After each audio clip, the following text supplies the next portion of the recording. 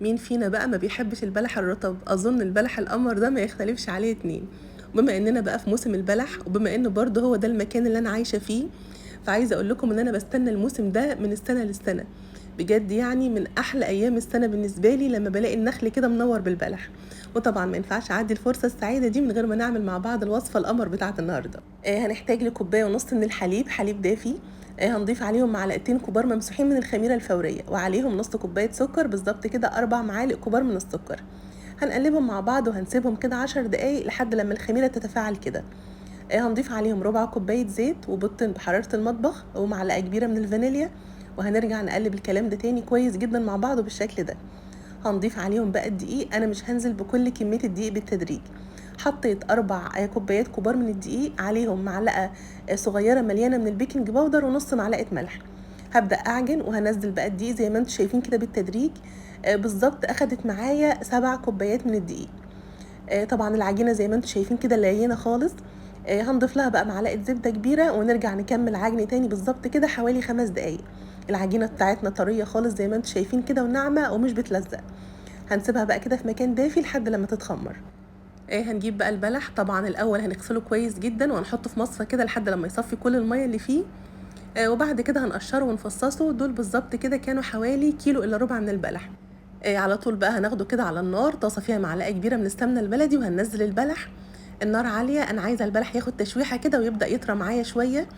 زي ما انتم شايفين كده، انا بقلب في البلح، بضغط عليه وانا بقلبه علشان يطرى معايا كده شويه. اول لما تلاقوه بدا يطرى شويه كده، انا عايزاه اطرى كمان من كده. هنضيف عليه معلقتين 3 من الحليب، ما تزودوش، هما معلقتين 3 بس، لحد لما البلح يطرى معانا خالص بالشكل ده. هنضيف عليه بقى معلقه قرفه، ده اختياري. معلقتين 3 من السمسم برضو براحتكم، لو مش حابين استغنوا عن القرفه واستغنوا عن السمسم.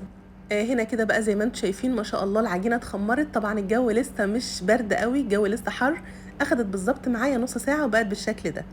هنجيب بقى طبق كده فيه شويه زيت صغيرين ونبدا بقى نشكل العجينه بتاعتنا. طبعا ممكن تعملوها قطع اصغر من كده، يعني انا مكبره الحجم شويه.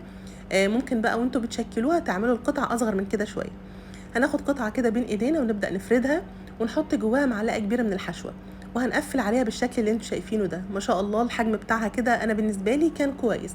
لو انتوا حابين بقى تصغروا عن كده شويه زي ما قلت لكم براحتكم.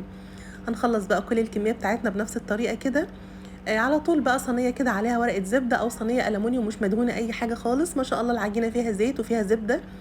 هنرص بقى الفطاير بتاعتنا كده جنب بعضها وهنسيب مسافات. هنرجع بقى نغطيهم مرة تانية كده في الصينية ونسيبهم برضو حوالي ربع ساعة في مكان دافي، لحد برضو كده لما تلاقوا ان الحجم بتاعهم اتضاعف. هنا كده جبت صفار بيضة، عليها معلقتين 3 من الحليب وعليهم معلقة نسكافيه صغيرة. هنقلبهم مع بعض كويس وهندهن بيهم بقى وش الفطاير بتاعتنا. ممكن تستغنوا عن معلقة النسكافيه وصفار بيضة ومعلقتين حليب ومعلقة فانيليا، في الحالتين بيدونا نفس النتيجة. لو حابين بقى تحط على الوش كده شوية سمسم، شوية حبة البركة، طبعا براحتكم. في الوقت ده احنا مشغلين الفرن بتاعنا، الفرن سخن، هنخليه على درجة حرارة 180. هندخل الفطاير دي في الرف اللي في النص. بالظبط هي بتاخد معانا من 15 ل 20 دقيقة على حسب بقى النار بتاعة الفرن بتاعكم. مش بنشغل الشواية خالص، انا ما شغلتش الشواية خالص. بالظبط اخدت معايا 20 دقيقة وطلعت بالجمال ده. طبعا اول ما بنخرجهم من الفرن على طول وهم سخنين كده، على الوش بقى كده معلقة عسل ابيض مع معلقة زبدة، وندهن بيهم الفطاير بتاعتنا. وبس كده خلاص، اظن بقى مفيش اسهل ولا ابسط من كده، شويه دقيق وشويه بلح وهنعمل الفطاير القمر دي. تنفع معانا بقى فطار، تنفع عشاء.